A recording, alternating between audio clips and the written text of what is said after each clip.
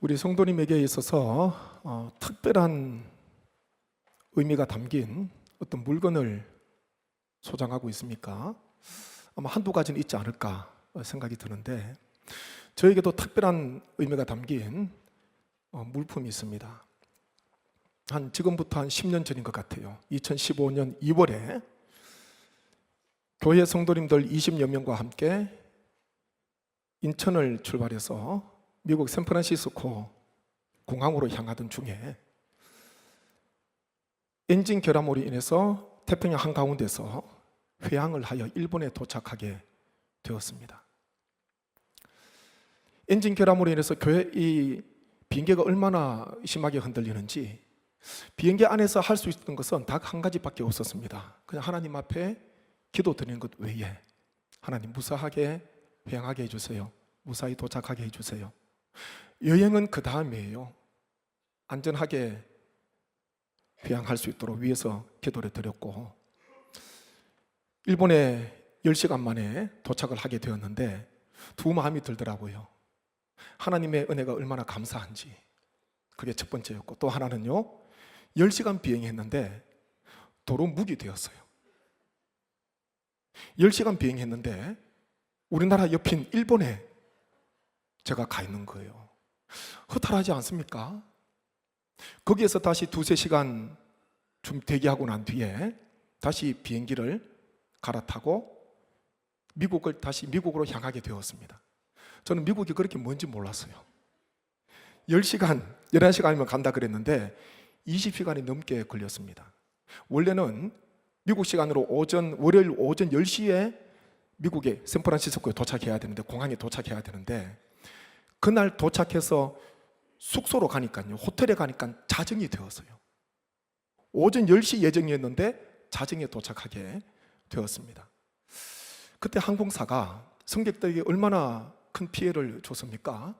우리는 하루 정도 늦어져도 괜찮은 일정이었는데, 만약 거기에서 중요한 미팅이 있거나 중요한 어떤 계약이 있거나 그런 분들은요, 발을 동동 구를 수밖에 없는 거예요. 그래서 공항이, 항공사가 모든 승객들에게 미안한 마음을 가지고요, 미국 달러로 $100, 지금의 환화로 보니까 한 14만 원 되는 것 같아요, 바우처, 상품 교환권을 미안한 마음으로 한 분 한 분에게 다 주셨습니다. 물론 저도 받았습니다.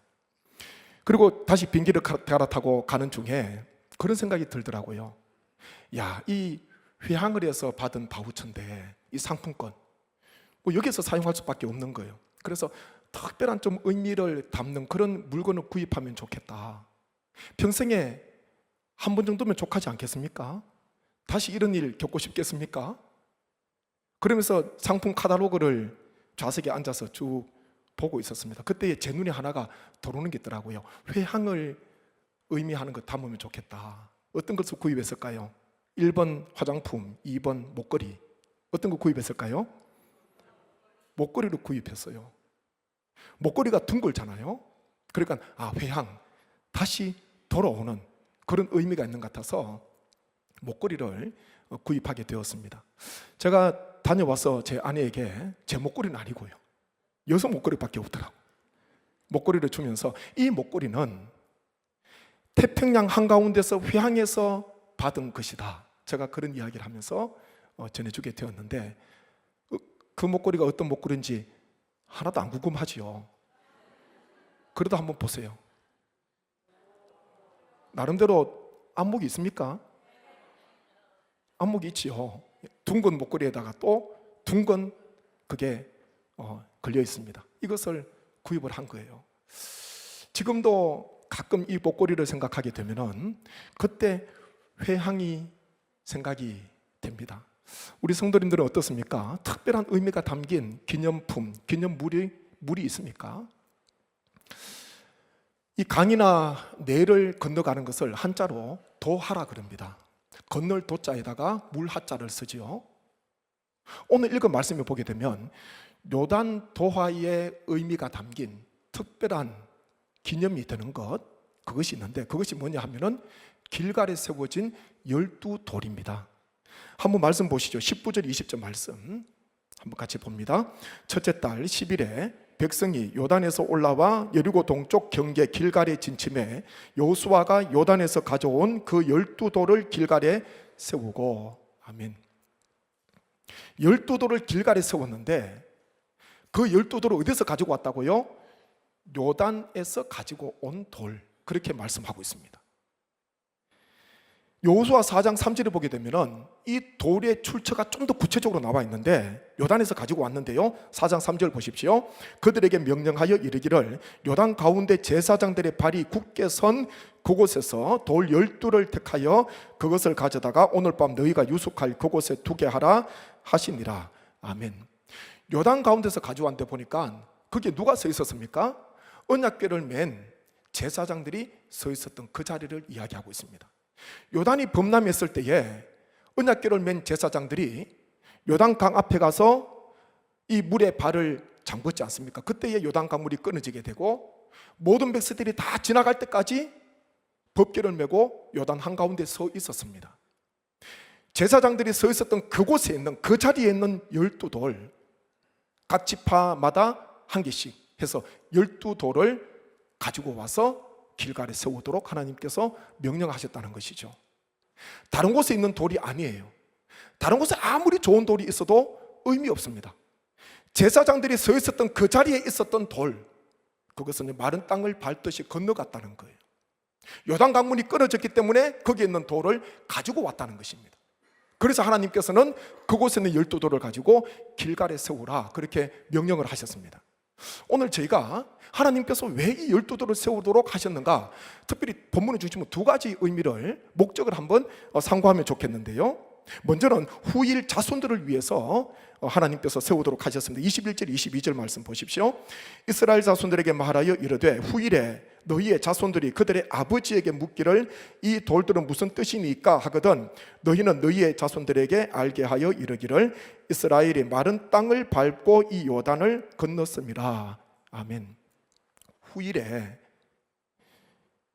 자손들이 아버지에게, 조상들에게 길갈에 세워진 12돌이 이게 뭡니까? 이게 무슨 돌입니까? 물으면요, 하나님께서 은혜를 베풀어 주셔서, 하나님께서 기적을 베풀어 주셔서 요단을 마른 땅 밟듯이 건너왔기 때문에 거기에서 가지고 세운 돌이다, 그렇게 일러주라는 것입니다. 그렇게 본다면 이 자손들에게 있어서 12돌은요, 길갈에 세운 12돌은 자손들의 신앙을 위한 시청각 자료이지요. 시청각 도구로 하나님께서 세워놓으신 거예요. 그 당시에 요단강을 건넜던 출애굽 2세대들은 알겠지요. 요단강의 기적을 경험했으니까, 하나님께서 물을 끊어주셔서 요단강을 건넜으니까 기억할 수 있습니다. 그런데 세월이 흘러가다 보면은 기억이 흐릿해지고 요단강 도하를 경험하지 못한 자손들 세워지게 되면은, 나타나게 되면은 그때 하나님께서 어떻게 인도하셨는가, 그것을 알지 못하기 때문에 하나님께서는 후일의 자손들의 신앙을 위하여서 시청각 자료가 되도록 길갈에 12돌을 세워주셨다는 것입니다. 이게 첫 번째 목적이고요, 두 번째 목적이 24절에 나와 있는데요, 같이 한번 읽습니다.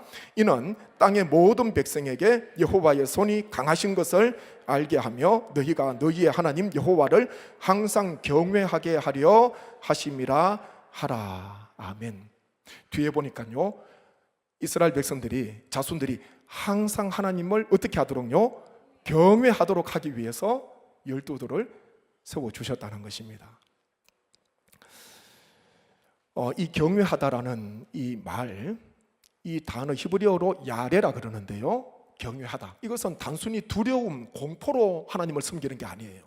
이 야레라는 단어가 가지고 있는 의미는 하나님의 기적을 체험한 성도들, 자신의 부족하고 연약함을 깨달은 후에 하나님을 존경하는 마음으로, 하나님을 섬기는 마음으로 자발적으로 하나님을 경외하는 것, 그것이 바로 야레라는 히브리어 단어가 가지고 있는 의미라는 것입니다. 그냥 단순히 두려움 때문에, 공포 때문에 하나님을 경외하지 않으면 진노를 받으니까 그것 때문에 하나님을 경외하는 게 아니에요. 하나님의 기적을 체험하고 나니까 하나님의 은혜가 얼마나 큰지 자발적으로요, 하나님을 섬기는 것, 하나님을 높이는 것, 하나님을 예배하는 것, 그것이 바로 경외하다, 야레의 뜻이라는 것입니다. 우리가 기적을 체험하게 되면, 하나님의 은혜를 체험하게 되면은 내가 얼마나 부족한 존재인가, 내가 얼마나 연약한 존재인가, 그것을 깨닫게 됩니다. 제가 새벽에 기도를 하면서 이따금씩 이런 기도를 드려요. 오늘 하루도 새날 주셔서 감사드리고, 하나님께서 창조하신 땅에 발을 딛고 오늘 하루도 살아가는데 흙 냄새를 맡으면서 또 코끝에 있는 들숨과 날숨 하면서 내가 얼마나 연약하고 부족한지를 깨닫고 낮은 마음으로, 겸손한 마음으로 하나님의 은혜를 기억하면서 하나님을 높이며 오늘 하루 살게 해주세요. 제가 새벽에 이따금씩 이런 기도를 하나님 앞에 드리게 됩니다. 자신의 연약함, 자신의 부족함, 이스라엘 백성들은 자신의 능력으로, 자신의 힘으로 요단을 걷는 게 아니잖아요. 건넜던 게 아닙니다. 하나님의 능력으로, 하나님의 은혜로 마른 땅을 밟듯이 이스라엘 백성들이 다 지나갈 때까지 하나님께서 물을 끊어주셨어요. 하나님의 능력으로 건너가게 되었습니다. 그렇기에 12도를 보면서 하나님의 그 은혜, 그 기적을 생각하면서 항상 하나님을 경외하도록, 기쁨으로 하나님을 섬기시도록 하기 위해서 12도를 길가에 세워주셨다는 것입니다. 그래서 언제나 기적의 결과는요, 하나님을 섬기는 것입니다. 하나님께 영광 올려드리는 것입니다. 우리가 하나님의 은혜와 하나님의 기적을 처음 했다면 나의 부족함을 깨닫고 하나님의 그 사랑을 기억하고 하나님을 경배하는 것, 하나님을 높이는 것, 그게 기적의 은혜의 결과라는 것입니다. 히스기야 왕이 안타까운 것이 무엇입니까? 이사야 선지자가 와서 내 집을 정리해라, 천천병력과도 같은 그런 말씀을 전합니다.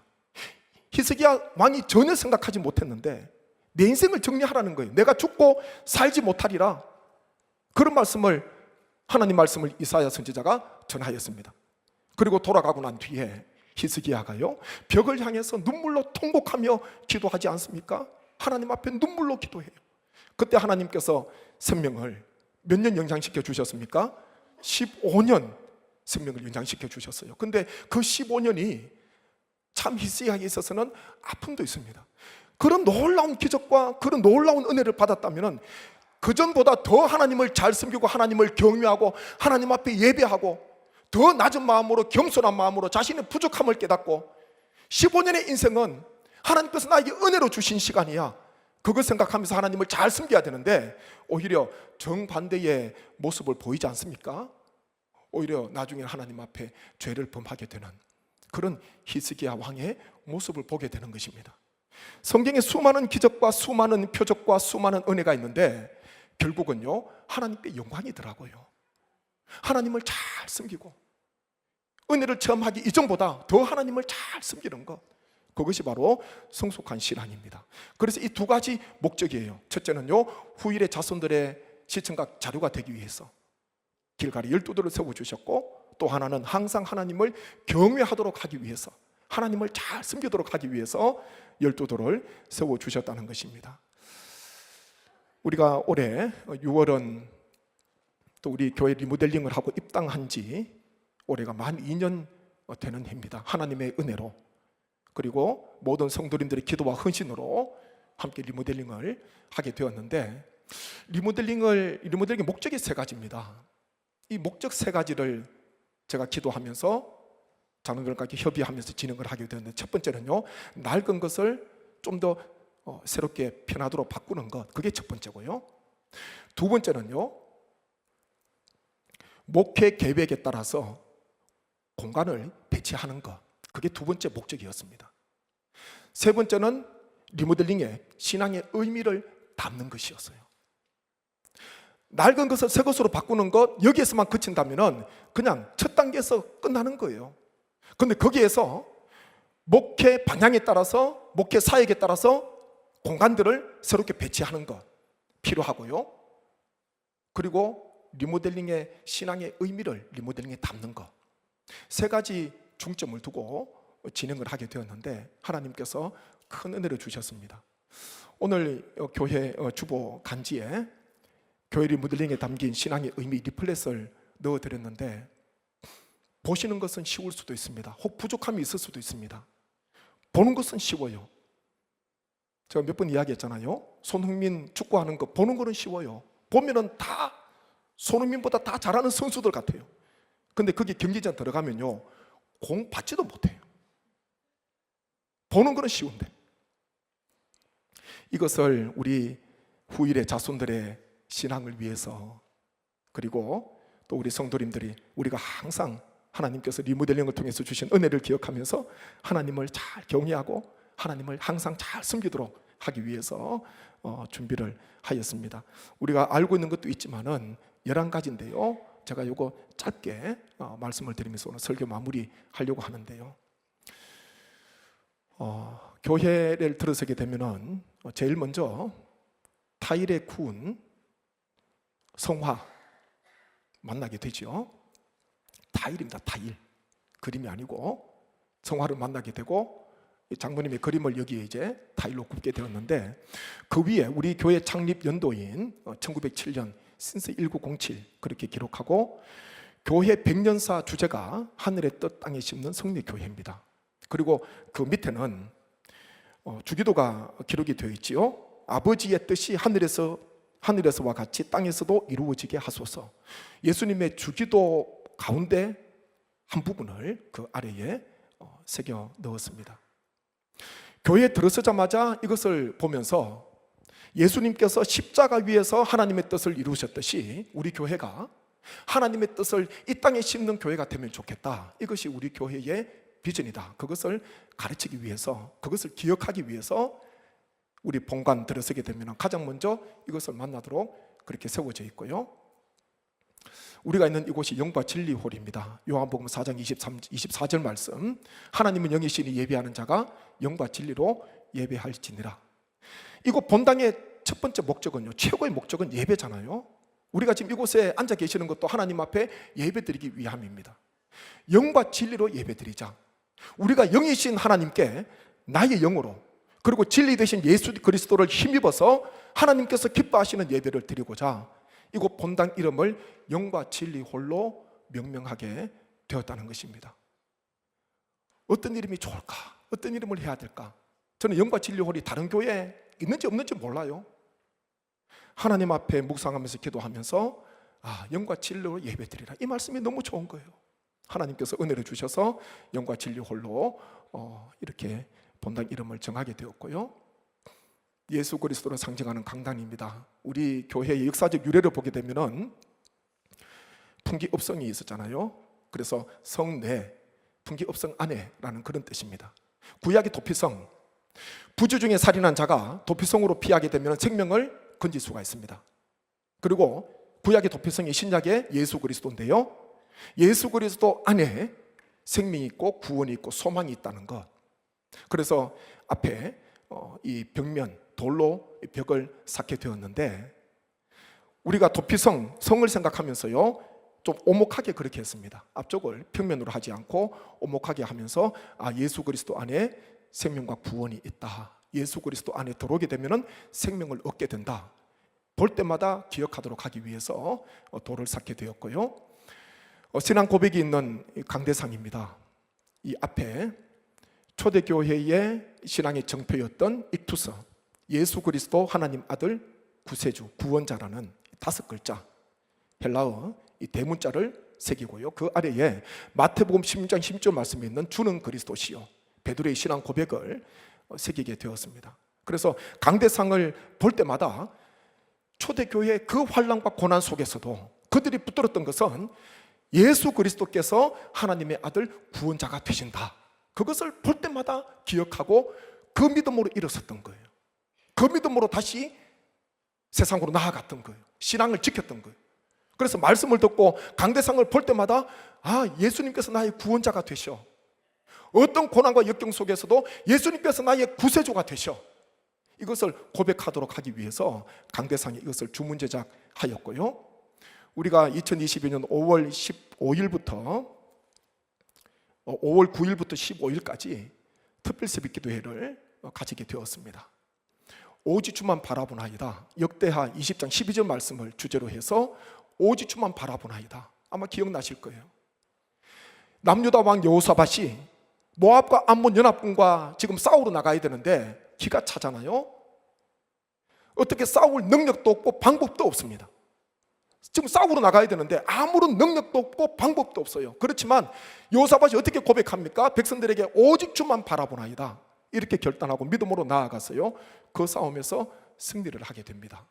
그때 함께 말씀을 나누었잖아요.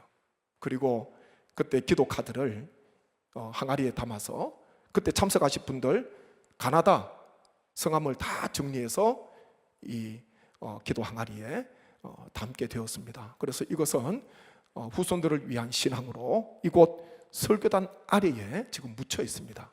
그런 신앙의 의미가 있는 거고요. 부활을 소망하는 소망홀입니다. 오랫동안 교회에서 봉사하시고 예배 드리시다가 언젠가는 우리가 다 하나님 부르심을 받아야 되는데 마지막 발인 예배는 원하시면은 교회에서 천국 환송 예배, 하늘소망 중창단 찬양과 함께 천국 환송 예배를 우리 교회에서 드리면 좋겠다. 그래서 소예배실을요 소망홀로 그렇게 명명을 하게 되었습니다. 그렇게 되면 유족들도 얼마나 위로가 될까. 부모님께서 섬기셨던 교회, 예배드렸던 흔적이 남아있는 그런 곳인데 혹 유족들 가운데 신앙의 곁길로 가 계시는 분이 있다 하더라도 이 천국 환송 예배를 통하여서 다시 부모님의 신앙을 생각하고 위로가 되고 다시 신앙 안으로 돌아오면 좋겠다. 그런 마음으로 소망홀을 제가 준비를 하게 되었고, 우리 성도님들 또한 장례식을 통해서 다시 부활을 소망하는 그런 시간을, 그런 믿음을 가지면 좋겠다. 그런 마음으로 소망홀을 제가 준비했고요. 교회 역사가 숨쉬는 카페 1907입니다. 교회 우리 창립 연도가 1907년도입니다. 1907년. 어느 교회 가서 제가 그런 거 물을 때가 있어요. 교회가 언제 창립되었습니까? 근데 아시는 분도 계시고 헷갈리시는 분도 계세요.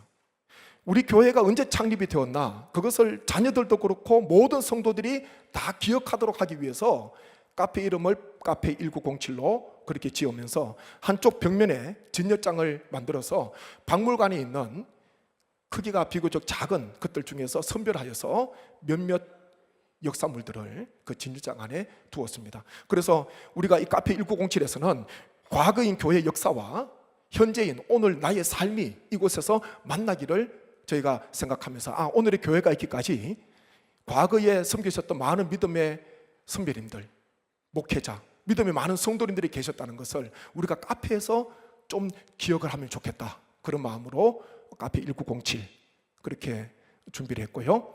세대와 세대를 잇는 브릿지입니다.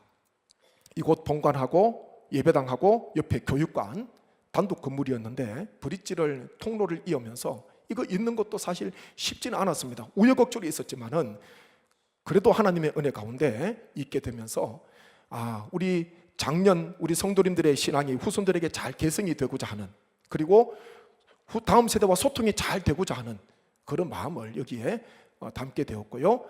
코이노니아 홀입니다. 함께 어울리는, 코이노니아는 헬라어로 친교 그런 의미입니다. 친교, 교제, 연합, 어울림, 그런 많은 다양한 뜻을 가지고 있는데요. 우리가 우리 성도님뿐만 아니라 지역 주민과도 함께 친교하면 좋겠다. 그래서 이름을 코이노니아 홀로 다목조 홀을 이름을 짓게 되었고, 은혜와 응답이 있는 미스바 기도실입니다. 사무엘과 이스라엘 백성들이 미스바에 모여 하나님 앞에 회개하고 기도했을 때에 하나님의 은혜가 임하였던 것처럼 이곳에서 하나님 앞에 간절히 기도할 때에 하나님의 응답이 있기를 원하는 마음으로 미스바 기도실 준비를 했고요. 마지막 최근에 아이들을 불러 모은 무쇠종 이런 타이틀로 마지막 11번째 준비를 하게 되었는데, 오늘 그 나누어드린 리플렛을 보면은 이렇게 적혀 있습니다. 앞에 기념비에 돌에 이렇게 새겨져 있습니다. 1957년경 유년주일학교가 시작될 시간이 되면 예배당에서 울려 퍼지는 땡그랑땡그랑 종소리가 마치 천당천당하고 영혼을 깨우는 메아리로 들렸다. 아이들이 종소리에 이끌려 달려오고 마을에 울려 퍼지는 종소리는 우리에게 이야기한다. 오라 듣고 깨달으라. 지금은 이 종소리 우리나라 어디 가도 듣기가 어렵습니다. 근데 예전에는 이것이 시간이었고 초종이 있고 재종이 있고 그랬잖아요. 그래서 초종 치면은 교회 가야 되겠구나. 밭에 계시다가도 집으로 가시는 거예요. 또 재종도 치게 되고, 그렇게 해서 함께 모여서 예배를 드리게 되었는데, 그걸 들을 때마다 교회에서 나를 부르는, 우리를 부르는 마치 그 소리로 들리게 되었다. 그런 것이죠. 어느 목사님께서 이 교회 종소리가 사람을 살렸다, 그 이야기를 하시더라고요. 교회 종소리 듣고 일어나시는데 보니까 이 연탄가스에 취해서 비몽사몽간에 빠져있는 그 가족도 보게 된다는 것이죠. 그래서 그 가족을, 그 사람을 살리는 그런 일이 있었다, 그런 말씀을 하시더라고요. 이 종소리가 생명을 살리는, 또 듣고 깨달으라는 하나님의 부르심이라는 것을 우리가 종탑을 볼 때마다, 무쇠종을 볼 때마다 우리가 추억을 하게 되는 것입니다. 이런 의미들을 리플렛을 통해서 이렇게 함께 나누게 되었는데, 저는 그런 바람이 있습니다. 혹 지인이 우리 교회를 방문하시면은 카페에서 커피만 마시지 마시고요, 커피도 마시지만은 리플렛대로, 여기 지금 필경대 위에도 있고 카페에도 비치해 두었습니다. 그 순서대로 한번 쭉 다니시면서 설명을 좀 해주시면 좋을 것 같아요. 그래서 그거 보시면서 숙지하시면은 거기에, 여기에 의미가 있는 거거든요. 새롭게 한 것 시간이 지나면은 이것도 몇십 년 되면 다 낡아져요. 또 새 것이 나오게 되고. 그런데 리모델링에 담긴 특별한 의미는 우리의 가슴 속에 새겨져 있고, 길가리 12돌처럼 후일의 자손들의 신앙을 세우고 하나님을 경외하도록 하는 하나의 통로가, 매개체가 된다는 것을 성도님 꼭 기억하셔서, 교회에 방문하시는 분들, 가족이든지 누구든지 간에 교회 오시게 되면은 교회를 한번 쭉 함께 다니시면서 이런 의미가 담겨져 있다고 설명을 해주시면은 우리 성도님들의 수준을 얼마나 높게 보실까, 그런 생각을 하게 됩니다. 하나님께서 우리에게 베풀어 주신 놀라운 은혜, 그 어려웠던 때에, 코로나 때에 하나님께서 은혜 주시고 우리 모두가 함께 헌신하고 기도하셔서 마치 이스라엘 백성들이 요단을 건너갔던 것처럼 은혜 중에 리모델링을 잘하게 되었습니다. 이 신앙의 의미를 통하여서 우리 자자손손들 하나님을 잘 경외하는 귀한 삶, 우리 모두도 하나님을 잘 섬기시는 은혜의 삶을 사시기를 주님의 이름으로 축복합니다.